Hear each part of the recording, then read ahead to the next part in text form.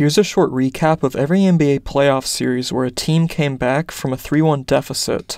The 1968 Eastern Division Finals, the Boston Celtics versus the Philadelphia 76ers. Heading into the series, the Sixers had won a league-best 62 games, and appeared to be the favorites to repeat as champions. But in the first round against the Knicks, Hall of Famer Billy Cunningham broke his wrist and was out for the rest of the postseason, a pretty big loss for Philly. That wasn't the only ailment to the team, however. Hall of Famer Hal Greer was dealing with bursitis in his right knee, power forward Luke Jackson was playing with a pulled hamstring, point guard Wally Jones had injured his knee cartilage, and even Wilt Chamberlain was dealing with a strain in his right thigh, as well as partially torn calf muscle and an injured toe. After losing Game 1 123-118, Philly bounced back with 3 straight wins to put them up 3-1, but with incredible performances from John Havlicek and Sam Jones, Boston were able to solidify their comeback, winning the decisive Game 7 100-96. In Game 7, Wilt famously did not attempt a field goal in the second half of the game. Many have criticized this as being one of the biggest chokes of his career, but I think there's context here that isn't always brought up. For the previous 2 years, the Sixers' offensive strategy was to have Wilt act more as a facilitator. They won a championship and 62 games this year by playing a more selfless style of basketball. So if you had been doing that for 2 years, how could you just suddenly change that? Completely changing your offense isn't like changing shirts. Wilt was trying to feed his teammates the ball, but the Sixers shot horribly in Game 7.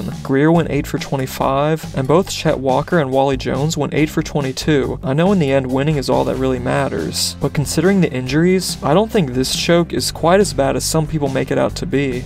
The 1970 Western Division Semifinals, the Los Angeles Lakers versus the Phoenix Suns. After only 9 games into the season, Wilt Chamberlain ruptured his patellar tendon. He missed almost all of the Lakers' season, before coming back for the 3 games just before the playoffs. Their opponent were the Phoenix Suns, with future Hall of Famers Connie Hawkins and Gail Goodrich, and all-stars like Paul Silas and Dick Van Arsdale. The Lakers took Game 1 128-112, but the Suns won Game 2 114-101, thanks to Connie the Hawk Hawkins. He put up 34 points and 20 rebounds, and even though he was only 6'8", he served as the primary defender on Chamberlain and held him to 19 points. Gail Goodrich elevated the Suns in their next 2 wins, especially in Game 4 when he scored 34 points. Due to a sprained ankle, the Suns starting center, Jim Fox, had to miss Game 5, which the Lakers took advantage of. Jerry West and Wilt both scored 36 and won the game 138-121. Fox was a good outside shooter, which was a problem for Chamberlain, so the Lakers decided to put Elgin Baylor on Fox instead, and have Wilt guard Paul Silas, who wasn't as good of a shooter. Back in Phoenix for Game 6, the Suns attempted to close out the series. With a tied score of 73-73 going into the 4th quarter, it was the Lakers who jumped ahead and won the game, 104-93. Game 7 was much less exciting, since by halftime, the Lakers led 63-40, and ended the contest with a score of 129-94.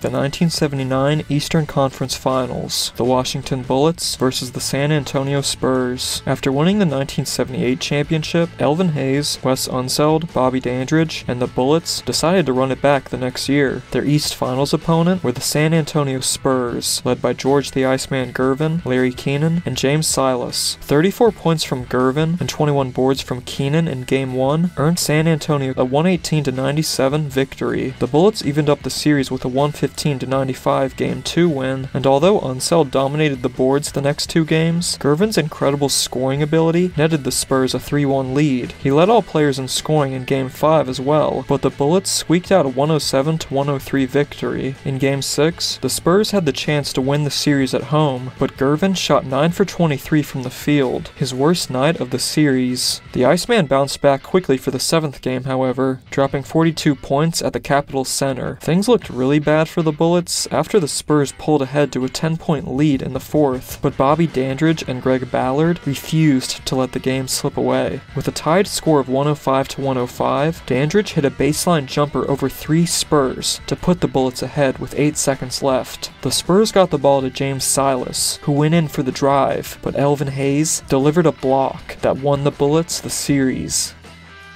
The 1981 Eastern Conference Finals, the Boston Celtics versus the Philadelphia 76ers. Hands down one of the greatest playoff series of all time. It saw the top two finalists in the 1981 MVP voting face off against each other, Dr. J and Larry Bird. They were also surrounded by great guys like Robert Parrish, Cedric Maxwell, Tony Archibald, Kevin McHale, Maurice Cheeks, Bobby Jones, and Andrew Toney. Even if Dr. J was MVP of the league, Toney appeared to be the MVP of this series for the first 5 games. As a rookie shooting guard coming off the bench, Toney dropped 26, 35, 19, 17, and 20 points on great efficiency. These performances led to Toney earning the nickname the Boston Strangler, but he only scored 9 points in Game 6 and 8 in Game 7. The final 3 games of this series were a dogfight in every sense of the word. They were all decided by one basket, and the Celtics only won Game 7 by a final score of 91-90. Larry Bird led all players in scoring with 26.7 points, but he was especially impactful in terms of rebounding. He averaged 13.4 boards, while no other player in the series averaged 10. The 1995 Western Conference Semifinals, the Houston Rockets versus the Phoenix Suns. After beating the 60-win Jazz in the first round, the Rockets were then matched up against the 59-win Suns. Charles Barkley was battling a tendon injury from the previous year, and his legs continued to give him problems in this year's playoffs. While he never announced it, Barkley has actually said that if the Suns had made it past the Rockets, there's no way he would have been able to play for the rest of the 95 postseason. In the offseason, the Suns had also acquired 2-time All-Star Danny Manning, but just before the All-Star break, Manning injured his ACL, which left him unavailable for the postseason. Even though he was injured, Barkley still played great, and so did Kevin Johnson. The Suns got up to a 3-1 lead, but they would soon lose the next 3 games. Kevin Johnson had an amazing 46-point performance in Game 7, but it was all for naught after Mario Elie delivered the famous kiss of death. The Rockets hit 20 more 3-pointers than the Suns did over the course of this series, though take this with a grain of salt, because the NBA was using a shortened 3-point line at this time. The 1997 Eastern Conference Semifinals, the Miami Heat versus the New York Knicks. After the Knicks lost to the Pacers in the 95 playoffs, Pat Riley was offered the head coaching and team president positions by the Miami Heat. Riley decided to leave the Knicks, and he informed them of this sudden change via fax, before immediately boarding a plane to Greece. New York fans were pretty upset. In 1997, the Knicks won 57 games with their old school of Patrick Ewing, Charles Oakley, and John Starks, but there were also new school guys like Allen Houston and Larry Johnson. They of course got ahead to a 3-1 lead against the 61-win Heat, but Game 5 was a major turning point for the series. In what was becoming a blowout loss for the Knicks, Charlie Ward did an odd box out against the Heat's PJ Brown. Brown thought Ward was deliberately trying to go at his knees, so he flipped him upside down and a huge brawl broke out. 5 Knicks players received suspensions: Ewing, Houston, Starks, Johnson, and Ward, which was the major factor that fueled the Heat's comeback. What's really funny to think about is that Charlie Ward was a Heisman Trophy winner in college, so PJ Brown tackled more Heisman winners than anyone on the Miami Dolphins in 1997.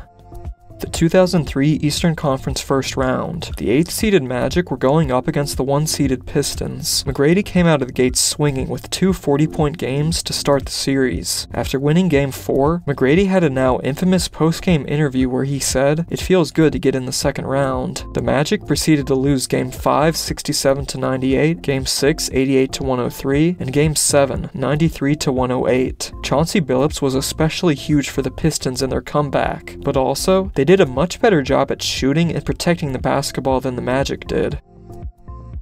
The 2006 Western Conference First Round, the Phoenix Suns versus the Los Angeles Lakers. With guys like Kwame Brown and Smush Parker in the starting lineup, many were expecting the 7 seconds or less Suns to dismantle the 7th-seeded Lakers in 4 or 5 games. They took Game 1 107-102, but LA powered ahead to win the next 3 straight. Game 4 ended with both a famous game-tying layup and overtime buzzer beater from Kobe. The Suns won Game 5, but back in LA for Game 6, it looked like the Lakers could pull off the upset. Kobe dropped 50 points in what was the highest scoring playoff game of his career. Winding down to the final 15 seconds, LA had a 3-point lead, but after Steve Nash missed a shot, the Lakers were unable to secure a defensive rebound. The ball got kicked out to Tim Thomas, who buried a game-tying 3. The Suns eventually won the game in overtime, and Game 7 as well, in what is often referred to as the Kobe quit game, a game where he only attempted 3 shots in the second half. The 2015 Western Conference Semifinals, the Houston Rockets versus the Los Angeles Clippers. After narrowly beating the Spurs in a 7-game first-round series, the Lob City Clippers came face-to-face with the Harden and Howard Rockets. Despite Chris Paul not playing in the first 2 games, the Clippers took a 3-1 lead, thanks to stellar performances from Blake Griffin. As we've seen multiple times already, Houston winning Game 5 on their home court was pretty much expected, so the series really came down to Game 6 at Staples Center. With an 87-68 lead in the third quarter, it looked like the Clippers were ready to move on to the West Finals. But that's when the Rockets went on an incredible 51-20 run, with huge plays made by Josh Smith and Corey Brewer. The Rockets won Game 6 119-107, and with the series going back to Houston for Game 7, they were able to complete their comeback with a 113-100 win. The 2016 Western Conference Finals, the Golden State Warriors versus the Oklahoma City Thunder. The 73-9 Warriors carried their offensive dominance into that year's playoffs, dispatching both the Rockets and Trailblazers in 5 games. So when the Thunder jumped ahead to a 3-1 lead in the conference finals, it was pretty shocking, especially when you consider that the Thunder weren't even one of the 9 teams that managed to beat the Warriors in the regular season. Kevin Durant and Russell Westbrook dominated the scoreboard, while Steven Adams, Serge Ibaka, Enes Freedom, and Andre Roberson dominated the boards. The Game 6 of this series is probably the most famous of this entire list, as it was the game that gave us our first taste of Game 6 Clay. 41 points and 11 3-pointers made, which was the record for most threes in a playoff game until Damian Lillard hit 12 in the 2021 first round. Over the course of Games 6 and 7, the Warriors shot 38 for 82 from 3-point range, while the Thunder only made 10 of 50. The 2016 Finals, the Cleveland Cavaliers versus the Golden State Warriors. I don't think I need to spend much time on this one, so I'll keep it brief. The Cavaliers became the only team to overcome a 3-1 deficit in the NBA Finals, and they did it against a team that went 73-9 in the regular season. Many people have tried to discredit the Cavs' victory by pointing out how Draymond Green was suspended for Game 5, but rarely do I hear people mention how Kevin Love was dealing with a concussion this series, and even had to miss Game 3. Yet, without their power forward, the Cavs were still able to win that game. The 2020 Western Conference First Round, the Denver Nuggets versus the Utah Jazz. Welcome to the NBA bubble. When it came to the Western playoffs, most people were locked into the Lakers and Clippers for a potential battle of LA West Finals. But this first round series against the Jazz and Nuggets was surprisingly really awesome. The Nuggets took Game 1, 135-125, despite Donovan Mitchell scoring 57 points, which currently makes this the 3rd highest scoring performance in playoff history. Mitchell did not let the spark die, as he dropped another incredible 51 points in Game 4 to capture the Jazz's 3rd straight win. But Mitchell wasn't the only one cooking. Jamal Murray dropped 50 in Game 4, 42 in Game 5, and 50 in Game 6, a game where he didn't attempt a single free throw, which is crazy. Game 7 was the lowest scoring game of the series, with the Jazz down 78-80, and with just 10 seconds left, Mitchell attempted to get inside the paint, but he lost the ball. The Nuggets attempted to get a fast break layup to seal their win, but it was no good. Desperately trying to get the ball back down the court, Mike Conley had to attempt a 3 to win the game, but it rimmed out.